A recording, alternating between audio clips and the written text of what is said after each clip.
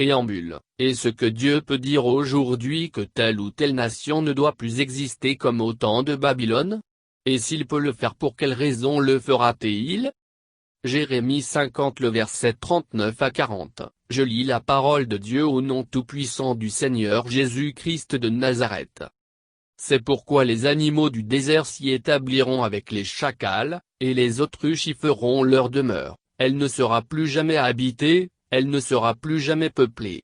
Comme Sodome et Gomorrhe, et les villes voisines, que Dieu détruisit, dit l'Éternel, elle ne sera plus habitée, elle ne sera le séjour d'aucun homme. Babylone est restée inhabitée jusqu'aujourd'hui. Saddam Hussein a voulu le reconstruire une fois de bon, mais elle a été de nouveau détruite en 2003 par les forces américaines pendant leur intervention en Irak. Est-ce que Dieu peut faire de même aujourd'hui? Jérémie 28, le verset 15 à 17. Je lis la parole de Dieu au nom tout-puissant du Seigneur Jésus-Christ de Nazareth.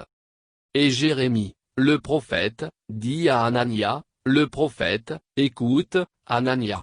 L'Éternel ne t'a point envoyé, et tu inspires à ce peuple une fausse confiance. C'est pourquoi ainsi parle l'Éternel, voici, je te chasse de la terre, tu mourras cette année, car tes paroles sont une révolte contre l'Éternel. Et Anania, le prophète, mourut cette année-là, dans le 7e mois. Est-ce que Dieu peut faire de même aujourd'hui? Dieu peut-il encore dire à quelqu'un qu'il ne le veut plus? Shalom shalom à vous tous.